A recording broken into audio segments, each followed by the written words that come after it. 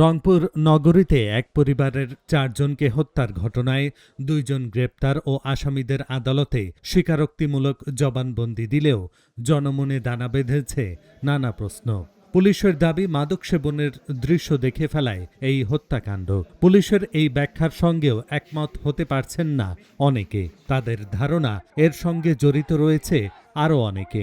জড়িতদের গ্রেপ্তারের দাবিতে দ্বিতীয় দিনেও শোক র্যালি ও সড়ক অবরোধ করে বিক্ষোভ করেছে জিলা স্কুলের শিক্ষার্থীরা। আমাদের প্রশ্ন যে ওখানে যে সিসিটিভি ক্যামেরা ছিল সেই সিসিটিভি ক্যামেরা কে বন্ধ করলো, এবং প্রশাসনের কাছে আপনার 3 কর্মদিবসের মধ্যে সুষ্ঠু তদন্ত করে দোষীদেরকে বের করুন। তারা বলছে যে সেখানে তারা খেজুর খেয়েছে, শশা খেয়েছে, গোসল করছে, ভেতর থেকে লাগাই দিতে। এই 2 জন কখনোই তারা সম্ভব না, কারণ সেখানকার সিসিটিভি ফুটেজ, বিদ্যুতের লাইন তারাও বন্ধ করতে পারে না, কারণ তারা যদি মাদকাসক্ত হয়ে থাকে তারা এটা করতে পারে না। কয়েকদিন আগেও রংপুর নগরীর মাছুয়াপাড়া এলাকার এই বাড়িতে ছিলেন গণপতি চক্রবর্তী ও তার পরিবার। শনিবার রাতে সপরিবারের মরদেহ উদ্ধার করলেও এখনও প্রতিবেশী ভিড় করছেন বাড়িটির সামনে। 4 হত্যাকাণ্ডের ঘটনায় 2 আসামি গ্রেপ্তার করা হলেও স্থানীয়রা উত্তর পাচ্ছেন না নানা প্রশ্নের। ওরা 3 জন, ধরো যুবক, ধরো 3 জনই নাকি একটা নাহলে ছোট বাচ্চা, কিন্তু 3 জন মিলিয়ে আমার মনে করি দেখো এরা 2 জন মিলিয়ে এই কাজটা করা একটা সাহস। আর আমি জানি আমার ছেলে আসলে ভালো, গ্রামের মানুষকে জিজ্ঞেস করে দেখবেন, কিন্তু কবে থেকে যে এটা ধরলো এটাও জানি না। তবে ওই মুগ্ধ ছেলেটা ওকে প্রায় দিনে ডাকাডাকি করে নেয়, এটা আমরা ওকে বকাবকি করি যে তুমি আমার ছেলেকে ডাকিও না। এইটাই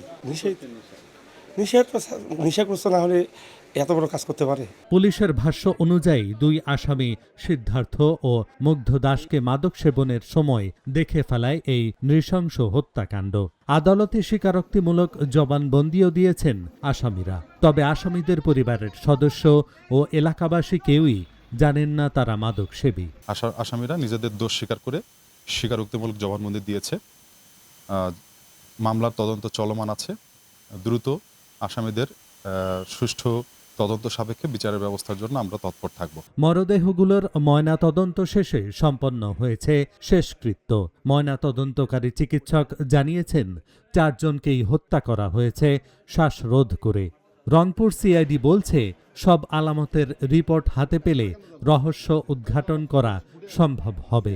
আমরা সবগুলোকেই ময়নাতদন্ত করেছি এবং আমাদের কাছে মনে হয়েছে এটা শ্বাসরোধ করে হত্যা করা হয়েছে। আমরা বডি থেকে যে সব স্যাম্পেলগুলি রাখা যায় সিআইডির জন্য সেসব স্যাম্পেলগুলি আমরা রেখেছি। আমরা এটা সিআইডি ল্যাবে পাঠাবো। সিআইডি ল্যাব থেকে যে রিপোর্ট আসবে তার ভিত্তিতে আমরা আমাদের ওপিনিয়ন পাস করব। রংপুর সিআইডির ইনচার্জ সুমিত চৌধুরী বলেন, সব ধরনের আলামত সংগ্রহ করা হয়েছে, আর কেউ জড়িত আছে কিনা খতিয়ে দেখা হচ্ছে।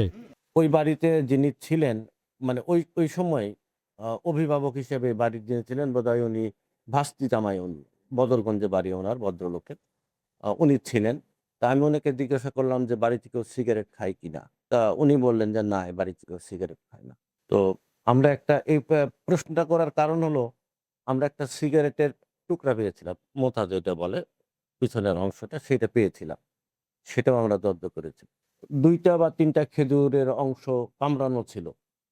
একটা হোটেলের, রংপুরের একটা হোটেলের প্যাকেটে গায়ে নাম লেখা, ছাপানো নাম, তার ভিতরে নান রুটি ছিল।